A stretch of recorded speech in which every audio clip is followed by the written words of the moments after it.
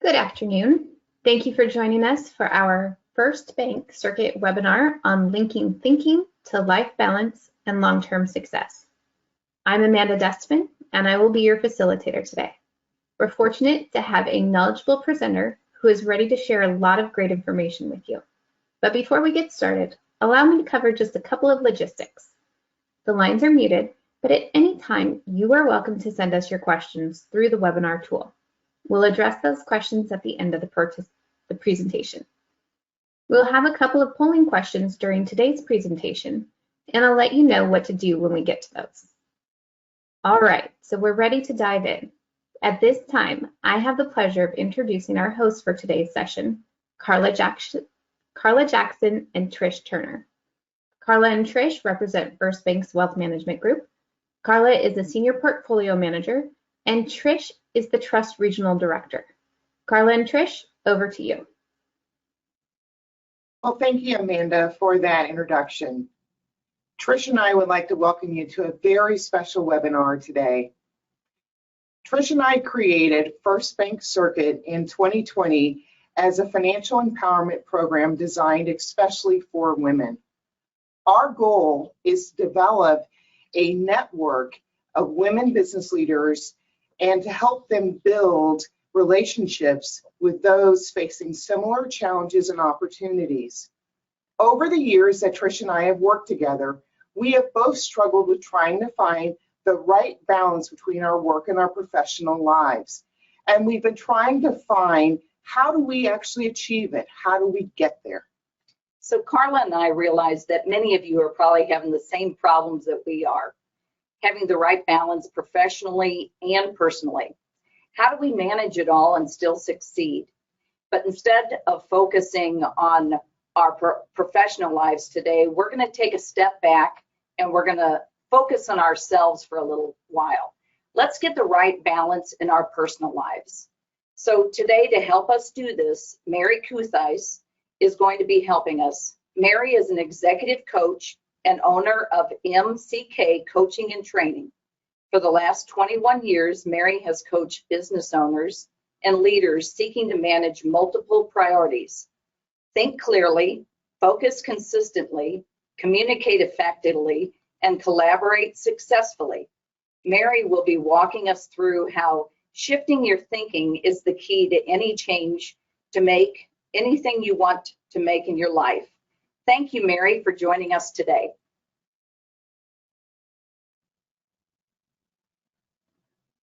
Thank you, Carla and Trish, for having me. I'm excited to be here and share some ideas that I certainly hope all of the attendees are going to find useful.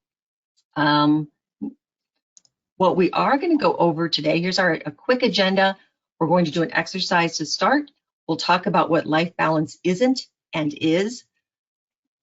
I'll talk to you about the 5 keys to shifting your life balance, linking thinking to performance. We'll do some Q&A, and then I'm going to leave you with a parting thought.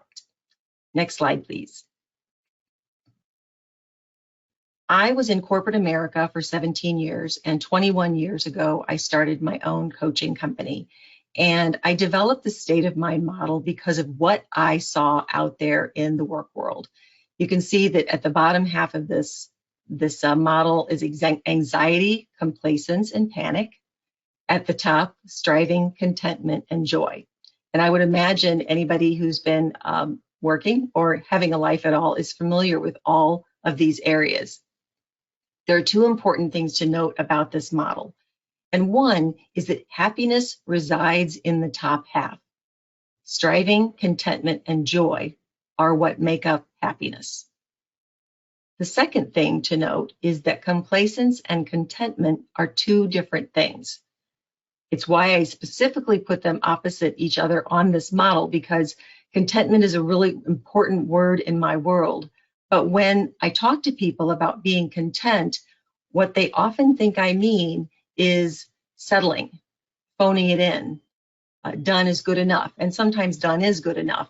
But complacence is kind of throwing in the towel.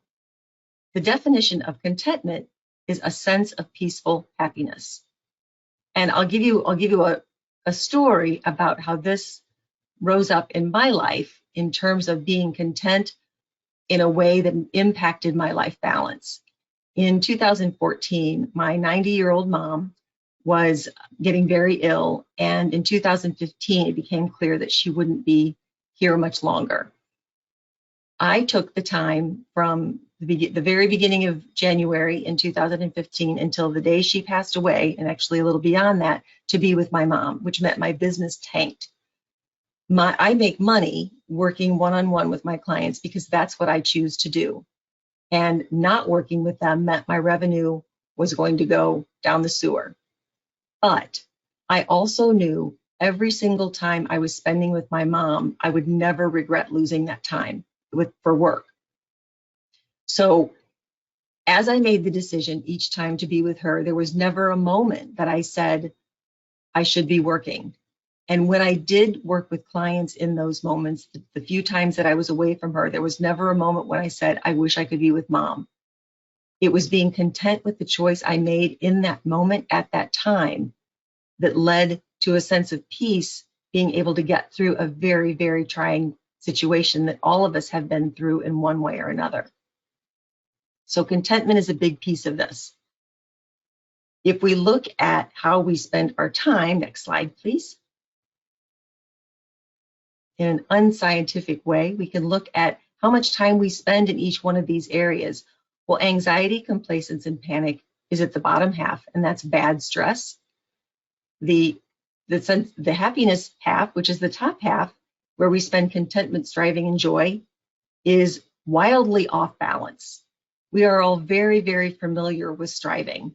Striving is something we do all day, every day. We want everything from striving for more life balance, to striving to enhance our careers, to be a better parent, to be a better child of an older parent, to be more skilled at a hobby, to get a promotion, to buy smaller pants, whatever it is. We are all very familiar with striving, and it takes up a huge wedge of the top half of the model.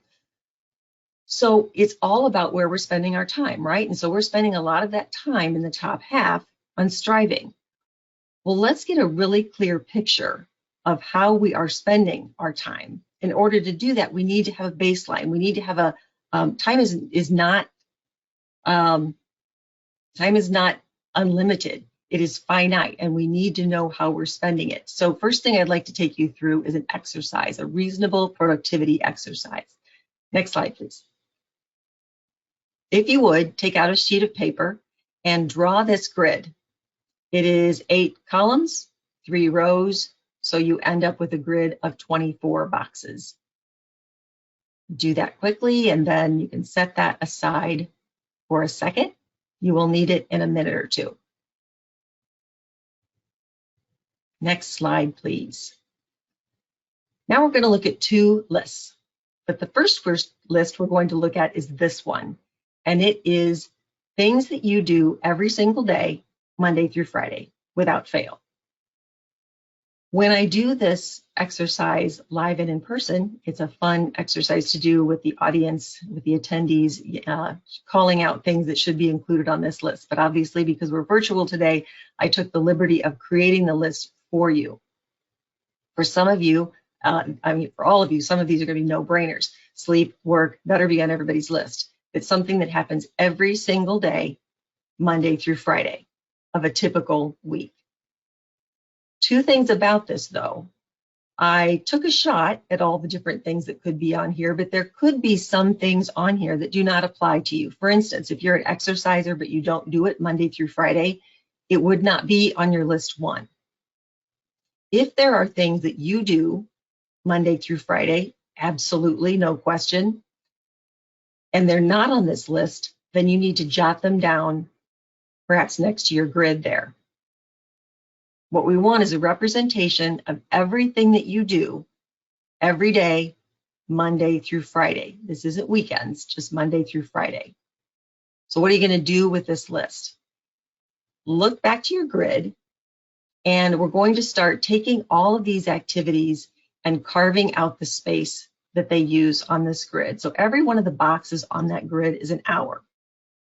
If you sleep 7 hours a night, you would cross off 7 boxes. Once a box is crossed off, it's out of play. If you work 9 hours a day, in addition to sleeping 7 hours a day, then you will cross off 9 boxes for your work hours, along with the 7 that you already crossed off for your sleeping hours, and you would have 16 boxes crossed off. You can cross off half boxes if you like. If something doesn't necessarily take an hour, for our purposes today, it's probably getting a little too into the nitty-gritty to use quarter boxes to make the point that we're going to make.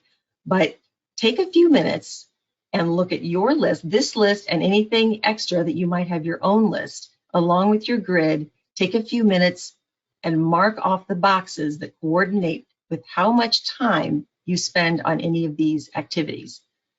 If there are questions, if I haven't made this clear, please feel free to put something in the chat and they'll call them out and I'll straighten it out for you.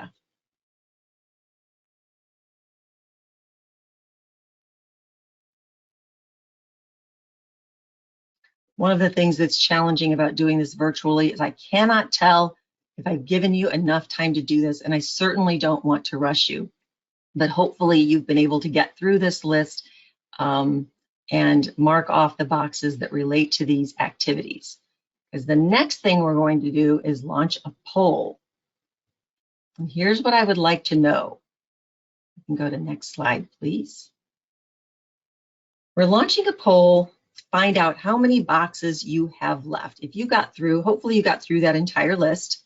After blocking off the boxes, how many empty boxes do you have left? Do you have more than 6, 3 to 5, 1 to 2, 0, or I wanted, needed, tried to draw additional boxes? Didn't have enough to get all those things on there. Let me know where you landed there.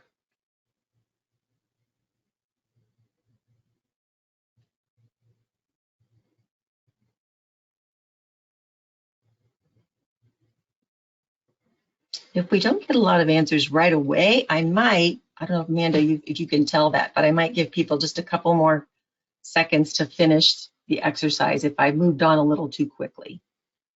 Mary, it actually looks like we're getting quite a few responses. Oh, good. Perfect. We'll give it about 10 more seconds. Okay. I can't wait to see what pops up.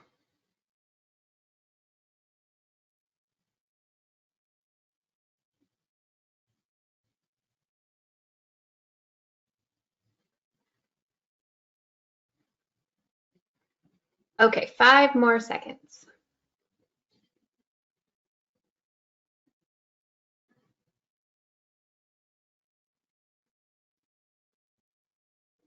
And closing now. All right, how did that turn out? Oh gosh, okay, here we go. More than 6 did not get very many, but you people are in really good shape. 3 to 5 got some. 1 to 2 is absolutely the majority. Some people had 0 boxes left, and coming in second place is I wanted, needed, tried to draw additional boxes. And I am very sorry to hear that, but I'm also not surprised at all. So what is this all about? Let's take a look at list 2. List 2 is everything else that you might do, or at least as close as I could get to it without your participation, everything else that you might do in a week that does not happen every single day, Monday through Friday. So errands, taking the dry cleaning in, getting gas, going to the pharmacy, grocery shopping, other kinds of shopping, volunteering, worship, home maintenance, entertaining, heavy cleaning. I have travel on here because some people travel for work. They might not travel obviously every day, but they might spend, at least maybe they used to, spend some time in airports and hotels away from home, unable to do the things they would normally do at home, hobbies, things with kids, all those kinds of things. So if you had 1 or 2 boxes left, if you had 0 boxes left, if you didn't have any boxes left and needed more, you don't have any time to do these things. So what's the whole point of that? It's not an indictment of how you're spending your time. Absolutely the furthest thing from it. What it is, next slide please, is that you are simply suffering from an expectation miscalculation. We beat ourselves up all the time because we can't get enough things done. And the day ends and we haven't crossed off all the things that we want to do. But if you look back at this and recognizing that time is finite, where are you supposed to find the time to do that? Now, I do understand that there's time during the weekend to do a lot of those things, but do you also want your weekend to be completely jammed up with things that you need to do because you had zero time left during the week, or because you were completely behind all week? So the whole purpose of that exercise, and I'm glad you did it today, and I suggest doing it occasionally as your life changes, because it will give you a better picture whether or not your expectations of yourself are reasonable. Because that's one of the first places we can start if we want to think about having better life balance. Are we even looking at something that's possible? What is the baseline? And are we judging it from a place that even makes sense? Next slide, please. An important point about all this is that life balance is not about time. It is not a time thing. Next slide, please. When we think about life balance as being about time, what we think is a task management app, or being more organized, or being more efficient, or working smarter and not harder is going to fix the issue. It's not. Look, if you look at life balance as being scales like this, if you've ever tried to put anything on scales like this, they're very what's the word I want? They're very temperamental. You barely put one thing on the other and it starts to tip, and then you put it on the other side and it starts to tip. And if we look at our lives, like one side is personal and one side is professional, it is almost impossible to keep them even. It's not going to happen, and it's absolutely crazy making trying to do that, to try to keep the evenness, the equality of our personal and our professional life. It's too hard, and then frankly, it's not possible. There's a better and smarter way, and there's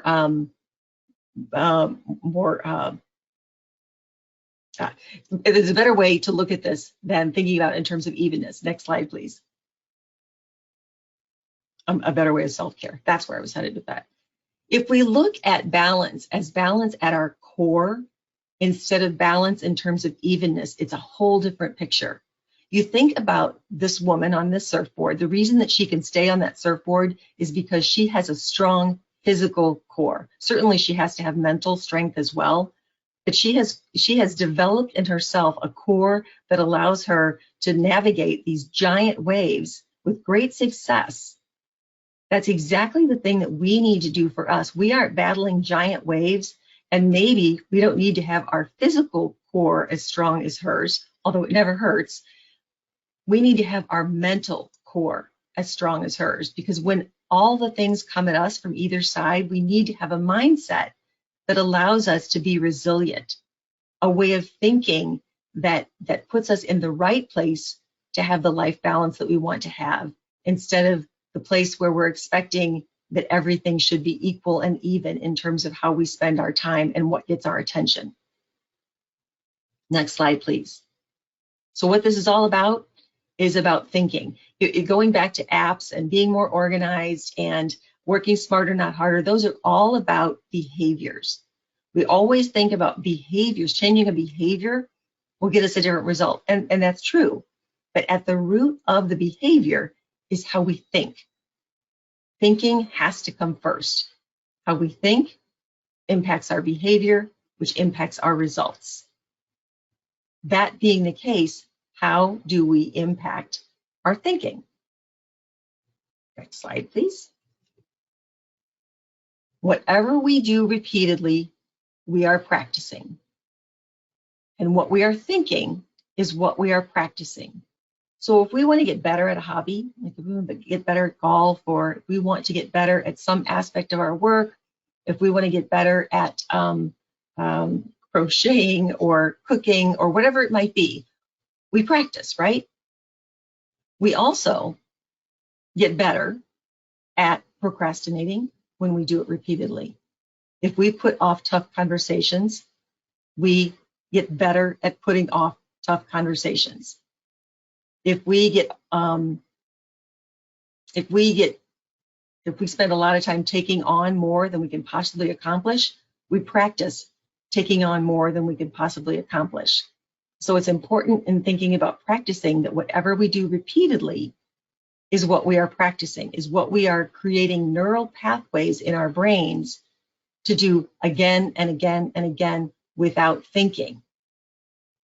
The idea of practicing something so much is that when you get to that point, you can do it without thinking. Well, we're also doing things that we don't want to do without thinking. So how do we turn that around? Next slide, please.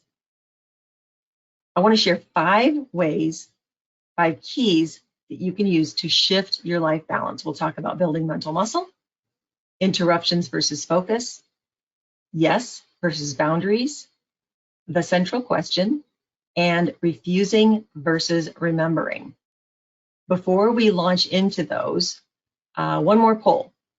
I have a question for you about meditation. What is your experience with meditation? I'm a pro. I meditate often and plan to get even better at it. I meditate occasionally when I remember and have time. No way I can quiet my mind. Meditation isn't for me. Or what's meditation? Which one of those is you?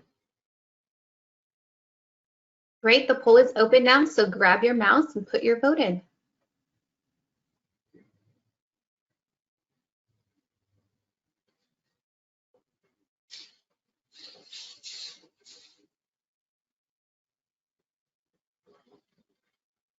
About 15 more seconds.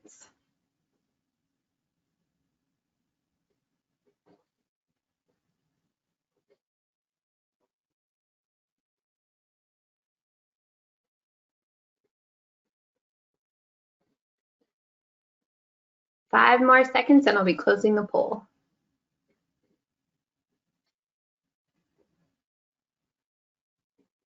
All right, thank you everybody for your vote. How did it go? Okay. A couple pros maybe. I meditate often, a couple there too. I meditate occasionally, absolutely the most, or no way I can quiet my mind. Meditation isn't for me. And what's meditation? Well, for everybody, but those people at the top, I'm going to tell you something that hopefully is going to be really good news for you. I've been practicing with meditation for a decade or more and succeeding to a greater or lesser degree. I'm sorry, next slide, please. But one of the things that I learned about this is what meditation is and what it isn't. And certainly what it is at its most in-depth sense is something you may want to be, going to an ashram and meditating all day, every day, and doing silent retreats and that kind of thing. And that's awesome if that's where you are. But for those of us that are not there, I learned something in the last couple of years that absolutely blew my mind about what this is all about. I do a program now on building mental muscle, and I call it building mental muscle, 1, because it's what it is, and 2, because some people think, meditation ain't happening for me. So I'm not even gonna attend that. I'm not gonna talk about that because that ship has sailed for me. Well, here's what I learned about meditation. You know how you're supposed to focus on your breathing and just focus on your breathing. And when you think about something else, you realize, oops, I'm not focusing on my breathing. So there I go again. I got to go back and focus on my breathing. Oops, I'm thinking about something else again. I can never get my mind quiet. Well, the moment that you realize that you are not focusing on your breathing like you intended, but your mind has gone somewhere else, in that moment, you are meditating successfully. Just by recognizing that you're no longer focusing on what you intended to focus on, but your mind has shifted, that is successful meditating. In a 5-minute meditation, you might do that 100 times. It might be, I'm supposed to focus on my breath. Oh, what am I going to make for dinner? Oh, I'm supposed to focus on my breath. Oh, what about the proposals due? I'm supposed to focus on my breath. I have got to call my friend and have a glass of wine with her. Oh, I was supposed to focus on my breath. All of those kinds of things, every single time that you realize you're not focusing on what you wanted to focus on, you are meditating successfully. The whole idea of it is to build the mental muscle so that you know what you're thinking about and you can shift thinking about it sooner. Think about the last time your mind got wrapped around the spoke of something that's completely unhelpful to you. You knew what you were supposed to be focusing on, but something terrible happened or difficult or challenging or upsetting happened to you.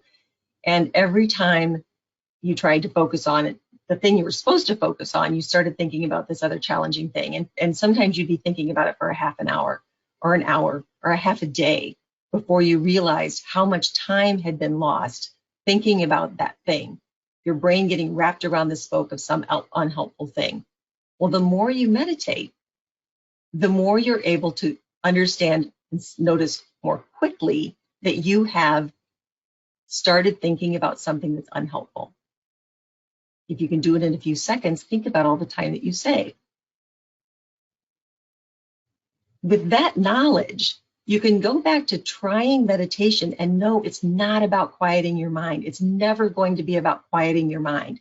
It's just not possible for people like me and maybe people like you. But what we can do is know sooner, more quickly, and with more awareness when we are starting to think about things that are unhelpful.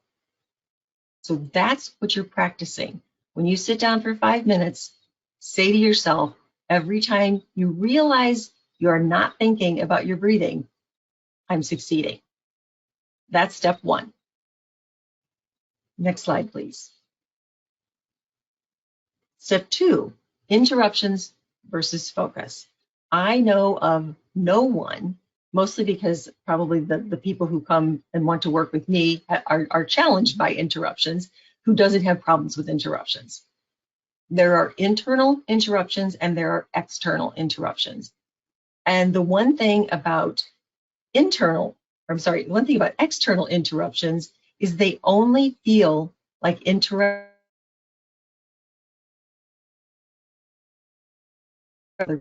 when we are people.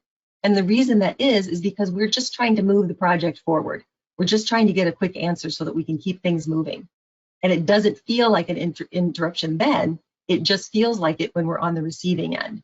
So here's a couple of ways to navigate that. And before you think I'm crazy on this first one, it is absolutely best if it can be instituted in a group, for a team, for an entire small company. I've done this with small companies, but it's a tough thing to do if you're the only one. But since we all need focus time, we all need time when we're not going to be interrupted, I strongly encourage people who have the opportunity to institute this in your team, in your department, or maybe in your entire company to give it a shot. And that's what this thinking in progress sign is, something everybody can have their own thinking in progress sign. When it is hanging on the outside of the door, when it is hanging on the cube, wherever it might be when we're actually all together, it means that you are thinking in this moment and prefer not to be interrupted. Maybe you only need it for an hour. Maybe you need it for a half an hour. But every single person in the office needs the time. So when everybody has that out, when they need the time, everybody learns to respect everybody else's time. There's something that's kind of hard to see on this slide, but at the bottom, there's an opportunity where you can put a Post-it on there that says when you will be available to talk to others again. Once this becomes part of the practice in your organization, people will wonder how they ever lived without it. Now, it can also be something that we use for those of you who are trying to navigate this at home. This is working at home. It's a really good time to do this too, because everybody at home also needs time to focus. The other way to deal with external interruptions is what I call the preemptive strike. And that's when someone stops by your office and says, hey, do you have a few minutes to talk? What your response to them should be, well, how much time do you need? Sure, how much time do you need? They will give you an answer somewhere. Maybe they'll say, I need 5 minutes. Then you decide, do you have 5 minutes right now?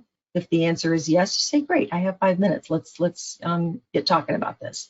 If not, then you ask them, can I reach out to you, or can we schedule something right now for a little bit later today?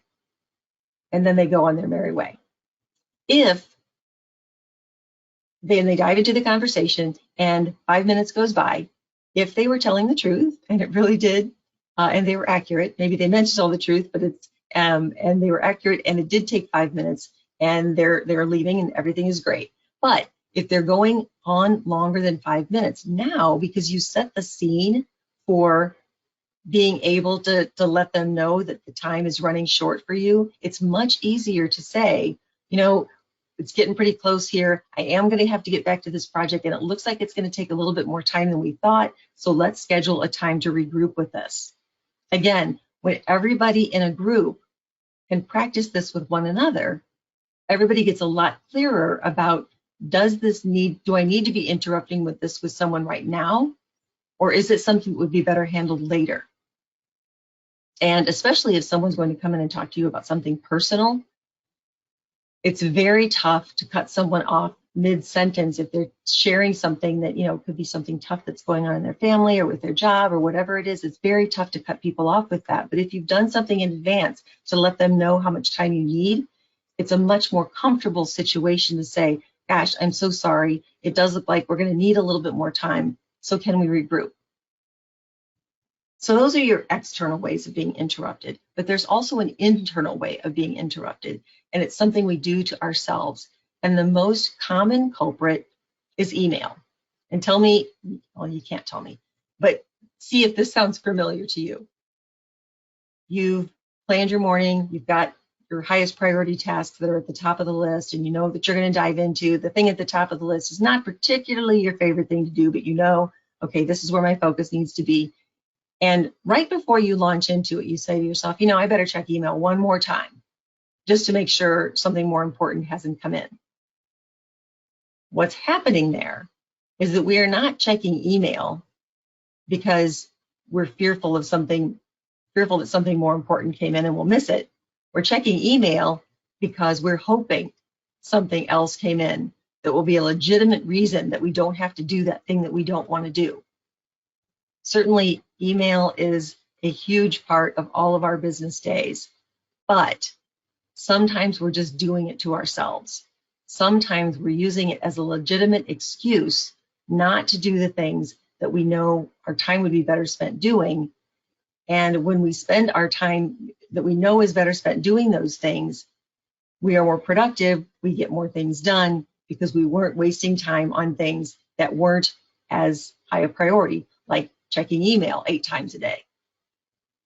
So those are 3 of the ways: thinking in progress signs, preemptive strike, and being careful not to interrupt yourself with things that are not necessarily high priorities to interrupt yourself with, for the interruptions versus focus. Next slide, please.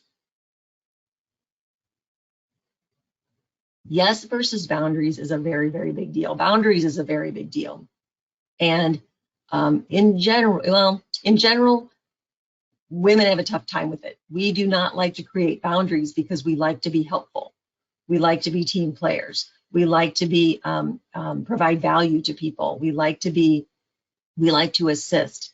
But it is absolutely vital to create boundaries, to think about what they should be for you, to share them with people and stick with them when they are preparing to breach them, and ultimately perhaps revising them over periods of time. When you think about what your boundaries are, for instance, let's just say it's typical in your organization that people work in the evening, that you do some work during the day, but it's just kind of expected that people work in the evening. Well, perhaps you have a boundary that you're willing to do some work in the evening, but you don't work between 5 and 7, or you simply can't work after 8:30 or 9 o'clock at night, for whatever that reason is. And in many cases, in most cases in a good culture, you don't have to have a good reason other than, I need some time for myself. I need some time to get better, be more recharged for tomorrow. But if that is your boundary, you need to create that boundary, you need to communicate that boundary, and you need to stick to that boundary. Because when you don't stick to it, when someone reaches out to you, when they know that this is a time that you are not going to be available typically because you created this boundary and you are available anyway, what they learn is that it really doesn't have much teeth. That it may be a boundary and a nice idea, but that you'll cave if they need you. And that's not the way that you're going to achieve the kind of life balance mindset that you're striving for. I talk about revising it because your life changes, what your responsibilities are changed. Even if you're in a business where certain times of the year are nuttier than others, like for instance, if you're in accounting, maybe there's certain times of the year, obviously around April 15th and at the end of quarters and things like that, that your boundaries may be different because so much more is required of you at work, but that they can be a little bit more stringent other times of the year when work doesn't require so much of you. So having those boundaries, communicating with others, and sticking to them. Part of that as well in terms of the boundaries is how good are you at saying no? Again, the idea that we want to please people, that we want to be team players, that we want to make people happy, that is the thing that makes us say the knee-jerk yes. The fastest thing it just comes out straight away. Can you help me with this? Yes. A couple ways to not do that is first, don't say anything at all. If you have to, while you're thinking, put your finger over your mouth so you can't speak. But give yourself enough of a pause to think about it. You know, the old thing where if you're angry, you should count to 10 before you say what you're going to say. Well, one of the reasons is that because the amygdala, which is your fight, flight, freeze, or fold, is the first thing that kicks in. And it takes about what it takes to count to 10 for your prefrontal cortex to take over. So if you can keep yourself from responding with that quick yes, that quick people-pleasing yes for 10 seconds, you're much more likely to be able to give an answer like no, or as I talk about in the third bullet, a compromise. I can't do that, but what I can do is this. I can't do that now, but ask me again in 6 months. It's all going to depend on your situation and what what works in your environment, what works in your culture. But one of the things I know for sure is that men are much better at saying no, at protecting boundaries than women are. That's not a stereotype. There's plenty of women who are really good at it too. But that's one place where I think we can follow a lead where men can be much more protective of their boundaries, and they're right. They're doing a smart thing that we can actually take that from them, learn that from them, that we should be protecting our boundaries too. Next slide, please. The central question. This is part of a much larger, more robust self-leadership program, but the central question is powerful enough that it stands on its own as something that anyone can use. When you are trying to figure out what you should do, how you should move forward, what kind of a choice you should make, what kind of an action, this is the question that you ask. What choice can I make and action can I take in this moment to create the greatest net value? What choice can I make and action can I take in this moment to create the greatest net value? Two important words I have underlined there. The first one is create. You are not giving value. You are not getting value. You are creating value. It's a much more powerful place to be in. One of the ways that you will be creating value is because your mindset, you will know where your thoughts are, and you will be making decisions from a helpful way to think as opposed to an unhelpful way to think. So you're creating the value, and then also it's the net value. It's not just what's best for you. It's not just what's best for the other person or the other half of the situation. It's how can you create net value for everyone and everything involved. That doesn't mean that everyone's going to be happy. For instance, if you think about a situation where someone's going to have to be let go, They've been on the bubble for a while. They've had a lot of performance improvement conversations, and things just aren't getting better. And the time has come that they're going to have to be cut loose. Well, certainly the person who's being cut loose is probably not going to be happy in the moment, right? But when you think of net value, if you're the boss, your job's going to be a little bit easier. The people who have been taking up the slack will be a little bit happier. The internal and external clients who have been having to deal with someone who does substandard work, there's going to be more value for them. And even the person who got let go, if they were doing a poor enough job in the position that they had, they probably belonged somewhere else. But sometimes it's just too frightening to go on your own. Sometimes we need a kick in the rear end to get out.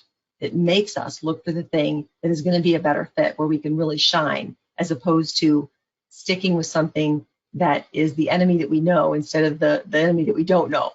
And hopefully the new job would not be an enemy. But that whole idea of you're creating net value, any situation that you're in, if you can think that way, coupled with the way you think. So are you thinking in a helpful way or an unhelpful way? Going back to that whole idea of meditation, are you aware of what's going through your head? If you're angry, that's not going to be a helpful way of thinking. If you're literally thinking about the way that you can assess the situation to create net value, that is a helpful way of thinking.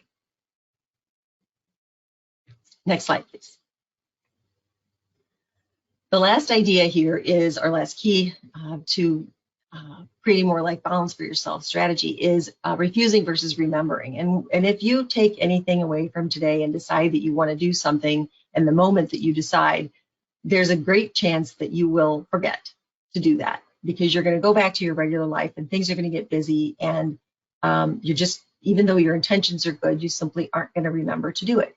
And that is what's happening most of the time with us. It's not that we're refusing to make changes. We are simply not remembering to make changes. What I have on here is, certainly the string around the finger from decades old, that it's certainly not very practical, but we can have other kinds of cueing devices that will help us remember to do the things, to focus on the things that matter to us, the changes that we want to make, the mindsets that we want to be in. In fact, the blue little rock there is something as simple as that. If you have that on your desk in your frame of vision, every time you look at that blue rock, it can be, where is my attention right now? Where is my focus right now? Where is my thinking right now? That can be the reminder for you to think that way, to remember that you want to be aware of what you're thinking.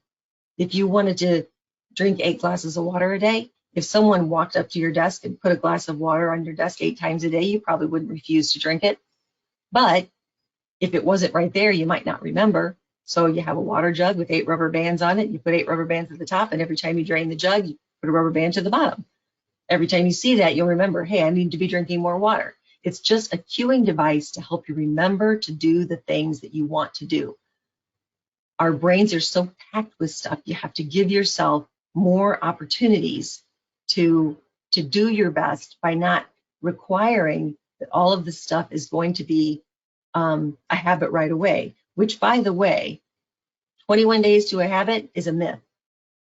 There's no science behind it. So if you've ever heard it, if you've ever felt compelled or felt bad that you couldn't do that, no one else does either. There's no science to back up 21 days to a new habit. So you can let that one go. Next slide, please. If we go back to the state of mind model and we looked at how the time that we were spending before, where all this bad stress is at the bottom and the happiness is at the top, but some of these wedges are painfully small.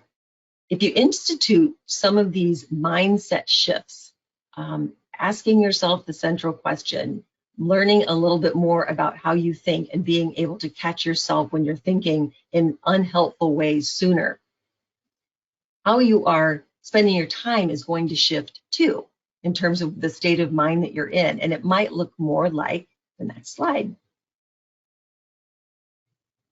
Striving stays the same. We're just striving people that's just the way we're going to be. There's a touch more joy. There's scads more contentment. The idea of contentment is multiple times throughout the day when you have done something well, when you have done a thing that you didn't particularly want to do, or did something that you didn't mind doing but did it well. It's like, good job. 2 seconds to note to yourself that you did something well, or that you're happy that you got something done. That's all you got to do. And if you can do it 20, 25 times a day, because what we do now is when we finish something, it's like, well, what do I have to do next? At the end of the day, we're not looking at all the things that we did. We're looking at all the things we didn't get done. So just taking a few seconds, many, many times a day to, yeah, good on me. I did that. That's how you can expand that contentment with little pain at all. And I'm not going to snow you and say that bad stress is going to go away. It's not. We're always going to have it. But when we can have more contentment and a little more joy, we can squeeze out that bad stress so that our level of happiness, as you can see, is exponentially larger. I have one more parting thought, but we think we have a couple minutes for some Q&A. And if there's anything out there that anybody has any questions about, I'm happy to address them. Yes, so thank you, Mary. At this time, we'll open it up for some Q&A. Please go ahead and post any questions you may have in the chat area of the webinar tool. And I'm actually going to throw it to Carla for our first question. Yeah, Mary, I have a question. And Trish and I work together a lot, and we support each other, especially on our personal goals, diet and exercise, and we talk about that a lot.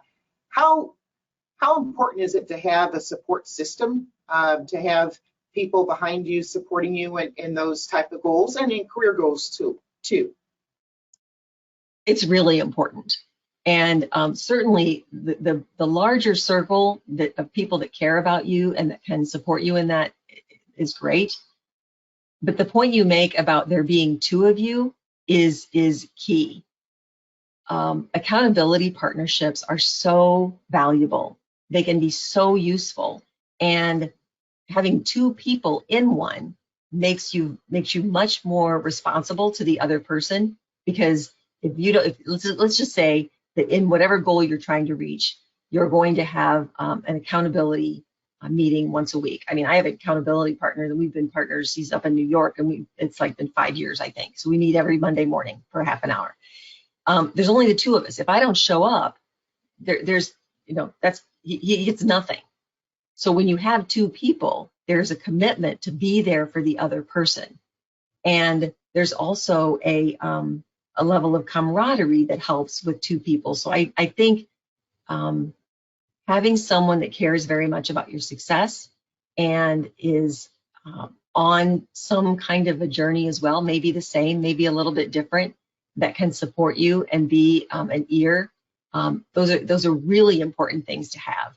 And I also suggest it even more than a giant group often, because like I said, when there's a giant group, there's not as much commitment to the one other person in there. People thinking, if I don't show up, why does it really matter? There's already 8 people in there and they can help one another. Great, thank you. A couple more questions. Is there a space better than others for meditation purposes? Oh, it's nice if it can be a quiet space. I mean, where you're not going to be interrupted by coworkers or family or pets or whatever. I mean, if just finding a little space to get away. Quick, very funny. A few years ago, when we were hosting Thanksgiving, I had gone up into our bedroom to sit on the bed and meditate just for a few minutes, and my husband called up a couple of times to ask if there were these things that needed to be done before Thanksgiving. And in my meditative way, I screamed down at him, "I'm meditating!" So when you know you're going to be interrupted is not the best place to do it. So if you can get some quiet time, but you do not need to have, an empty room or a Zen. You don't need to have candles. You can be anywhere where you can get a little bit of private time. And if you need to have noise canceling headphones, that can work too. And it can be as little as 3 minutes, 5 minutes. You don't have to worry about doing this for an hour to get the impact. as you get better at it, it'll get longer. Wonderful. Do you have any recommendations for meditation apps? You know, Insight Timer is one that I really like. It has a whole, there's guided, there's unguided, there's music, there's all sorts of things. And when I was learning more about meditation, there's one called 10% Happier. It's an ABC News guy who wrote a book called 10% Happier. And then he started a podcast and this app, and 10% Happier is pretty cool. It's got a lot of really neat stuff on it. Now, one of the things I'll say is once you get a little bit more comfortable with meditating, there's only one app on it that's not guided. So I found the more I did it, I wanted them to just be quiet and let me be in my own head instead of I'd be in my own head for a minute and then someone would talk. But that is a really good educational app. So either one of those I recommend. And Insight is donation based. It's free, and then you can donate to some of your favorite meditation instructors if you so choose. Wonderful. And one last question. Do you think that with so many people working from home that people's stress level is reduced? You know, it depends on their situation. People who felt like getting away from work or getting away from home was a little bit of a respite, probably not. I mean, people who were having to homeschool children, that would certainly ratchet up the difficulty.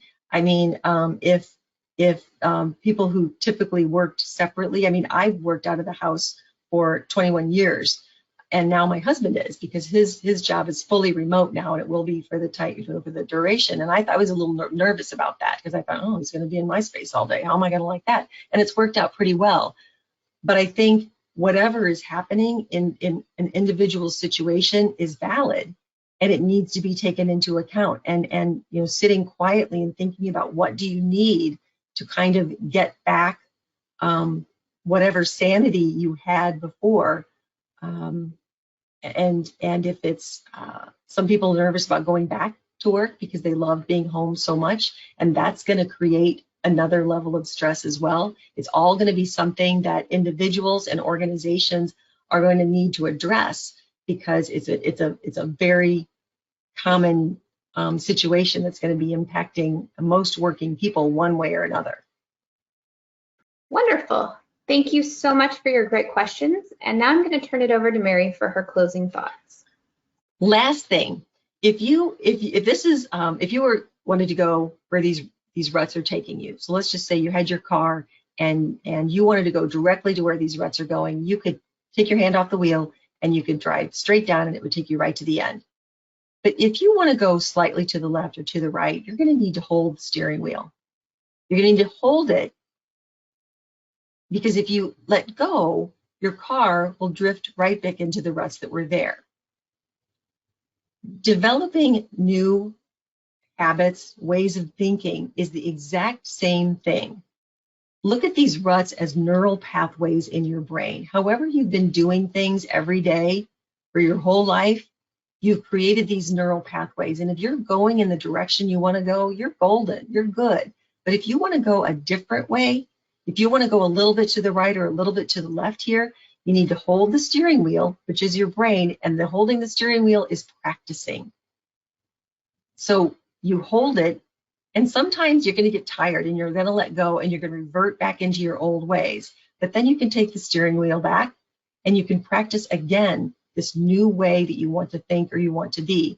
When you do that enough, you will create new pathways, just like you would create a new road here that would take you a different direction. You'll create new neural pathways in your brain to take you in the direction that you want to go. And if it is finding more life balance by changing your mindset, by setting boundaries, by dealing with interruptions, by getting better at what meditation really is, all of those things are creating new neural pathways for you. So be kind to yourself and know that whatever change you want to make is going to take practice. And that's absolutely okay. That's the way it's supposed to be. Great. Thank you, Mary.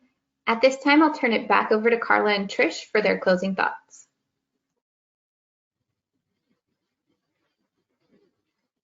Okay, we want to thank Mary Kutheis for joining us today. This has been great information and insights on how we can better achieve the right work-life balance. You can find more information on Mary's website. Now, ladies, just as Mary has tried to do for us today and remind us all, give yourself a break. There's not enough time in the day, and you need to just balance that and just know that we're all trying to do the same thing. Use your time wisely. Now, Carla and I, we try to add value every day to our wealth clients. Now, most of them, we try and take away a little bit of their burden. These are usually people that have way too much on their plate, and we try and handle that for them. You will also find information about us on the website. So as you exit the program today, you're going to see a short survey.